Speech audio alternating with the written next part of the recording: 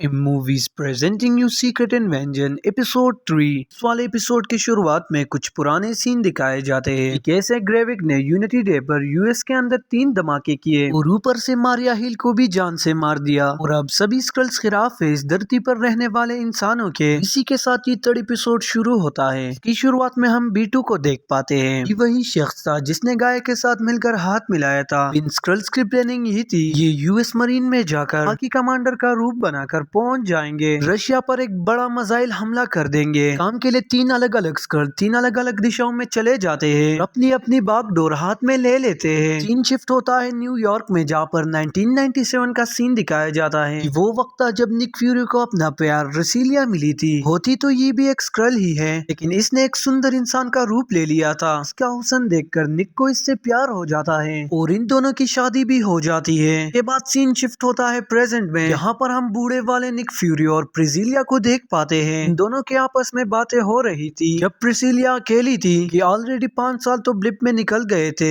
जब Nick Fury वापस blip के बाद आए 2 सालों के लिए सेवर पर निकल गए, इनको प्यार करने का मौका कभी मिला ही नहीं। अब जब फाइनली वापस आए हैं तो एक जंग का आगाज लेकर, जिस पर निक फ्यूरी कहते हैं ये जंग मैंने नहीं बल्कि तुम्हारे लोगों ने छेड़ी है। के अंदर 2 ग्रुप बढ़ चुके हैं जो कि अच्छे वाले हैं, तो इंसानों के साथ घुल मिलकर रहना चाहते हैं। वही दूसरी तरफ ग्रेविक है जो धरती पर रहने वाले इंसानों का नामो निशान मिटाना चाहता है, अपनी खुद की नई नस्ल बनवाकर अपने असली रूप में यहाँ रहना चाहता है। फिर प्रिसिलिया तुम ही तो एक लो, तुम भी तो एक इंसानी रूप में रहकर मेरे साथ जिंदगी गुजार रही हो। लेकिन यहाँ पर प्रिसिलिया भी कहीं ना कहीं ग्रेविक से मिली होती है और इस बात पर वो निक को कोई भी जवाब नहीं देती। सीन शिफ्ट होता है और हम ग्रेविक को देखते हैं जो गाय के पास आया होता है और उसका शक धीरे धीरे उसके ऊपर जा रहा था। उसे ये लग रहा था कि गाय कहीं ना कहीं अपने डेड ताइलोस से मिली हुई है, मगर गाया उससे ये कहकर टाल देता है कि तुम्हारा शक मेरे ऊपर गलत है। ऐसे कई सारे लोग हैं जो हमारे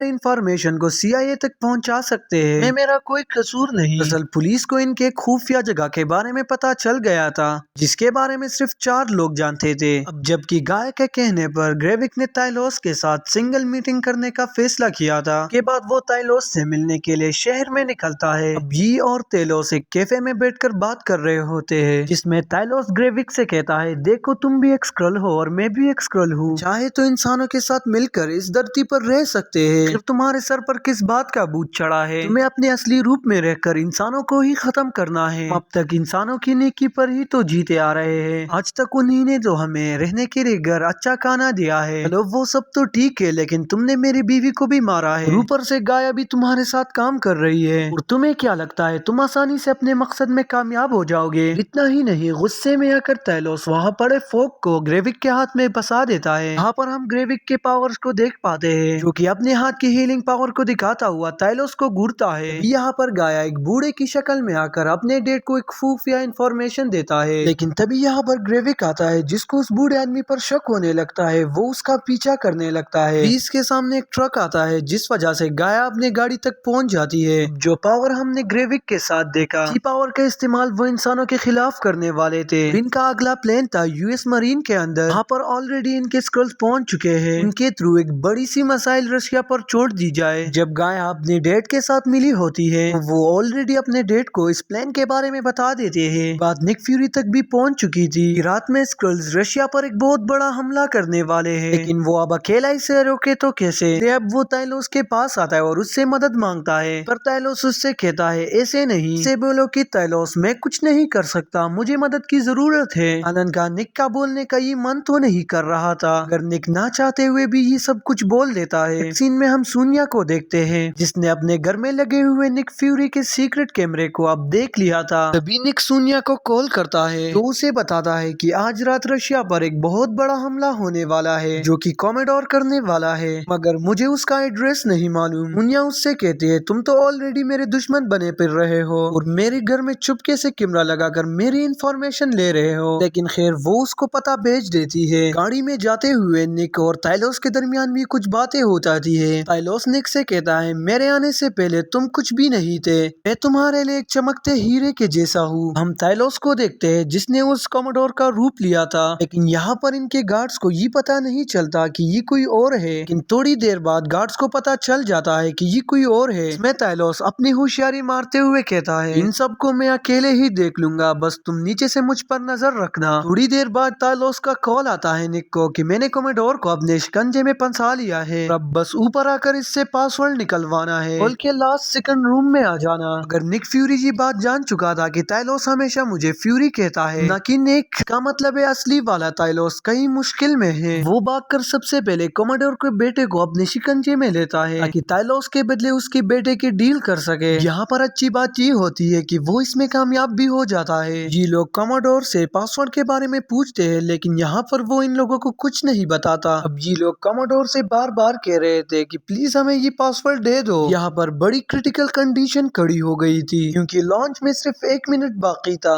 रशिया तबाह होने वाला था और ऊपर से ये दोनों कुछ भी नहीं कर पा रहे थे। ताइलोस को याद आता है कि कमोडोर की असली बॉडी ग्रेविक की सीक्रेट वाली लोकेशन पर पड़ी हुई है, क्यों ना मैं डायरेक्ट गाया से बात करूं और कमोडोर के बॉडी में से मेमोरी स्कैन करवा के कोड को निकलवा के इस लॉन्च को रोक दूं। और ऐसा ही होता है। फटाफट ताइलोस गाया को कॉल मिलाता है और गाया जाकर सीक्रेटली कमोडोर की ओरिजिनल बॉडी की मेमोरी को स्कैन करके कोड को बता देती है ताइलोस को। ठीक एंड मोमेंट पर जो हमला होने वाला था रशिया पर वो रुक जाता है, यानी कि एक बहुत बड़ा जंग रुक जाता है। वहाँ पर गाया को एक डॉक्टर की बॉडी भी दिखाई पड़ती है जो कि बायोकेमिकल डीएनए के साथ एक्सपेरिमेंट कर रहा था, लेकिन गाया जानती थी कि मैं अगर ज्यादा देर तक यहाँ रुकी तो ग्रेविक और उसके लोग कभी भी आकर मुझे मार सकते हैं, इसीलिए वो अपनी जान को बचाने के लिए वहाँ से भागना ही ठीक समझती है। लेकिन रास्ते में उसे ग्रेविक मिलता है जो उसे वहीं पर शूट कर देता है। इस कहानी के एंड में हम कसीलिया को देख पाते हैं जिसने इतना वक्त निक फ्यूरी के साथ एक हमसफर की तरह गुजारा था। ग्रेविक के कहने पर वो अपनी तिजोरी से एक बंदूक निकालने आती है और इसी के साथ एपिसोड 3 यहाँ पर खत्म हो जाता है। For the next episode subscribe my YouTube channel.